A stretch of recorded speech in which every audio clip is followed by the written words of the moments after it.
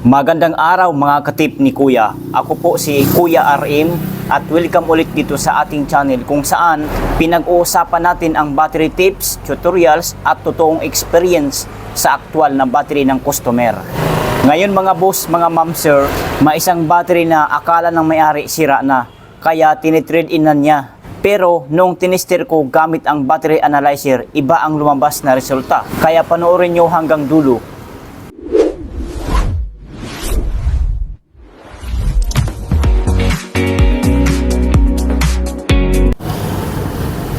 So ito po ay NA60 Motolite. Ayan po, Motolite.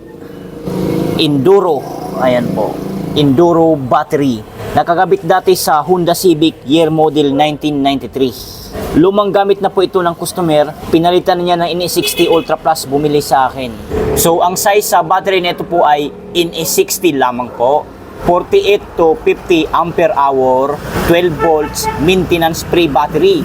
Ibig sabihin, less hassle, hindi na kailangan na magtutubig pa kasi ang battery na ito ay ready to use, maintenance free, disposable. At once na ma-meet ang 2 to 3 years, automatic i-dispose ng battery na ito. Sa madaling salita, papalitan na ng panibagong battery. Lumang gamit na po ito ng customer, pinalitan na niya ng NA60 Ultra Plus, bumili sa akin. Akala niya sira na kaya ipinang trade in. Pero bilang battery expert, hindi tayo basta nag-a-assume. Laging tester muna bago husga. So ititester natin para makita nyo rin sa actual gamit itong ating battery tester o battery analyzer. Ito po ang itsura. Ayan. Sa mga hindi po alam, ang tawag dito ay battery tester o battery analyzer, na kung saan ito po ay ginagamit para sa ating mga battery ng sasakyan o battery ng motor. So sa paggamit dito sa mga hindi marunong, makinig po ang lahat, listen carefully. So itong kulay pula na positive alligator ng ating battery tester o battery analyzer, dito natin siya ikakabit. Diyan po sa plus sign, yan po. So ilapit ko ang camera. Diyan po sa plus sign na yan. Yan. Pero hindi po literal na dyan yung ikakabit kasi hindi po siya magkakabit dyan. Walang kapitan dyan. Walang pagkakapitan. So dini po dito sa polarity ng isang battery. So ito po ang example. Gayaan po ang pagkabit. Yan. So nakakabit na po yan.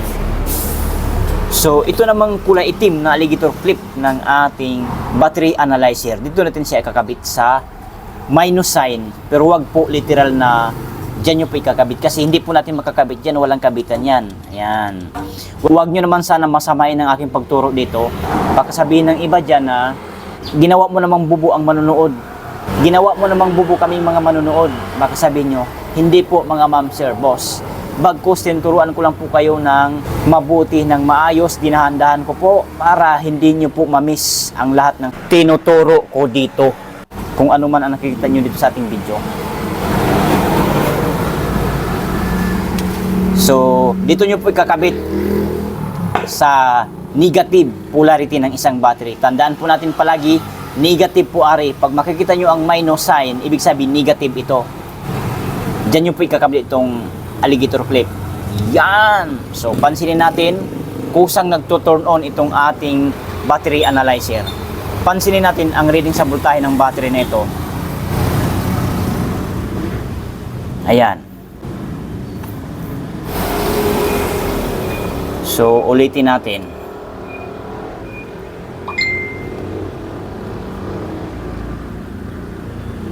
So, ayan. 11.99 volts lang. Pero kanina 12 volts po yan. So, ngayon, sisilipin natin ang kanyang tinatawag na CCA. So, natutumba yung aking camera. Baba muna natin yan.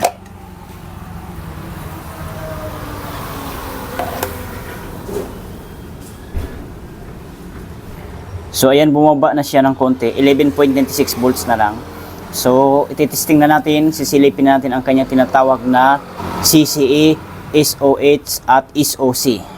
So, okay lang natin. Battery test. Regular flooded. CCA. So, ayan. Then naka-set up na siya sa 50E. Ibig po sabihin ng 50E, 50 ampere. So, sapat na po yan dahil itong battery na ating tinitest ngayon, ang capacity nito ay 48 to 50 ampere hour. So, ititesting na natin yan. So, titigan ng mabuti, huwag kukurap. Boom! Pansinin natin. Good recharge. Din ang kanyang CCA, 80 CCA. Ano po ibig sabihin ng CCA na ito? Cold cranking amps. Ano po ibig sabihin? Yung kanyang starting power na manggagaling sa battery papunta sa sasakyan na dapat ay mataas ito. Kasi pag once na mababa ito, hindi po kaya mapa-start ang ating sasakyan. So, sana maliwanag. So, ang kanyang voltahe ay 11.96 volts. SOH, ibig sabihin ng SOH, state of health 100%. Ang SOC naman, ibig sabihin, state of charge ay 0%. Ang R, resistance, 37.10. So, ayan po. So, ang light indicator ng ating battery analyzer ay kulay orange. Nasa pangalawa siya tumapat. Kasi kung dito yan sa pinakauna, kulay green po yan. So, ibig sabihin, goods na goods ang ating battery. Kung dito naman sa pinakadulo, sa pangatlo, magkukulay pula po yan pagka sira na itong battery, pagka replace na po ang makalagay dito. Dito na din pula ang light indicator. So, dito, nasa orange pa siya, so good recharge pa. So, ibig sabihin, under observation pa ang battery nito. I-charge natin ito sa ating tamang battery charger. I-observe natin, sana mag-good battery pa siya. So, ayan po, kita nyo naman. Screenshot nyo para may proof kayo, may katibayan kayo. Tanggalin na natin. So, ibig sabihin mga boss, hindi siya totally patay. Mababa lang ang charge, kailangan lang ng proper charging. Marami kasing nagkakamali pag hirap na mag-start ang sasakyan, akala agad sira na ang battery. Pero sa totoo lang mga boss, hindi agad sira, hindi agad itapon, madalas low charge lang. Kaya importante talaga ang battery analyzer, tamang pagbasa ng result, kaalaman bago desisyon. So ngayon mga boss, ang gagawin ko dito, i-charge ko muna ito ng ilang oras. Gagamit ako ng tamang charger. Ito po ang ating gagamitin, ito. Yung charger na yan, malakas po yan na charger.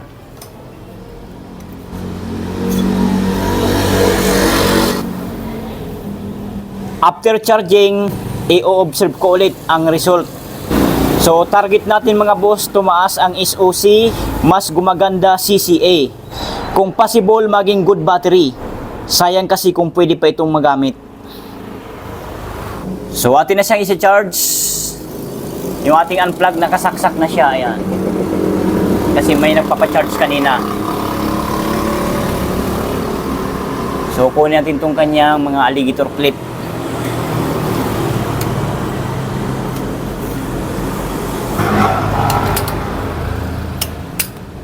At dito naman sa battery charger, ganoon din ha.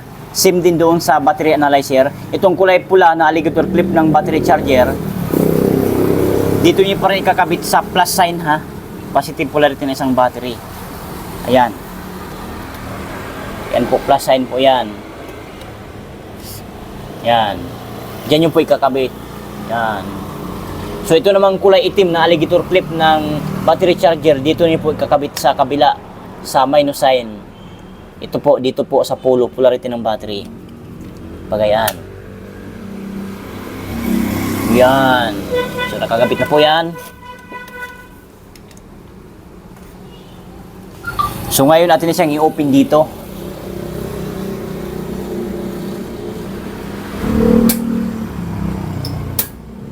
So ayan, pansinin natin, tumaas kaagad ang ating ammeter gauge ng battery charger. So ibig sabihin, nagcha-charge na ng karga, nagcha-charge na itong battery natin siya-charge ngayon. So orasan natin kung ilang oras ito mapu-full charge. So ang ating oras ngayon ay, ayan po, alas 12:28 na ng hapon. So, standby lang muna kayo at hindi pa tayo rito nagtatapos. At ito ay may karugtong pa. I-update ko po kayo kung ano ang magiging result dito sa battery nito. Nariyan pa ba kayo mga boss, mga ma'am and sir? So ito na ang update sa battery nating tina-charge kanina alas 12:28 ng hapon. So ngayon ang ating oras ay ayan po, 4:21 na ng hapon. So nandito pa rin ang ating battery naka-charge magmula kanina at hanggang ngayon. Kulang-kulang mag-4 na oras na siyang naka-charge. At pansinin natin dito sa kanyang ammeter gauge ng battery charger, pababa na siya oh. So kapag kaganyan kasi nagpapahiwatig na po yan na full charge na ang battery or malapit na ma-full charge ang ating battery na sina-charge kasi pababa na yung ammeter gauge. So atin itong alamin. So ngayon patayin muna natin din eh. Pak. Yan. Tapos alisin natin to dito. Yan. Then tester natin gamit ang battery analyzer. Ito po ang itsura. Kabit natin sa positive at sa negative. So ayan mga boss, mga ma'am, sir, ang reading sa voltahe ng battery nito ay 13.4. So sisilipin natin ang CCE, SOC at SOH. Battery test, regular flooded, CCE in 50. So okay na po yan, yung testing na. Boom! Pansinin natin mga boss, mga ma'am, sir. Good battery. Din ang kanyang CCE ay 330 CCE. Napakataas.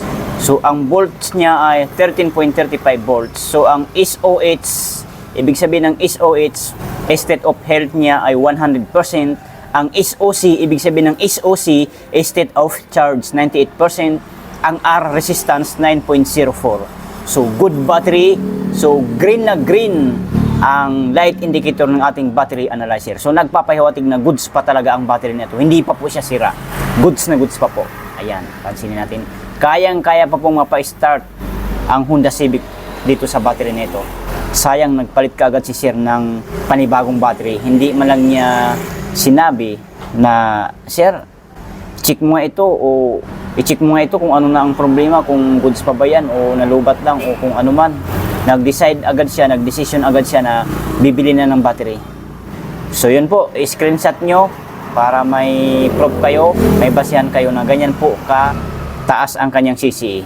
So, ang tanong ng karamihan, kayang-kaya pa ba mapa-start yan sa kotse, sa mga gasoline engine? Yes po. Ang sagot natin dyan ay yes po, kayang-kaya. Kasi nasa 330cc pa naman siya. Huwag lang po sa mga diesel engine kasi mahirapan po ito. Kaya mga boss, huwag basta itapon ang battery, lalo na kung hindi pa natitest ng maayos. Tester muna bago desisyon, charge muna bago hatol. Sayang ang battery kung pwede pa. Kung nagustuhan nyo ang ganitong klaseng content, like, share, subscribe sa tip ni Kuya RM para sa mas marami pang battery tips, totoong testing at honest advice. Maraming salamat mga boss, ingat palagi at kita-kits sa susunod na video.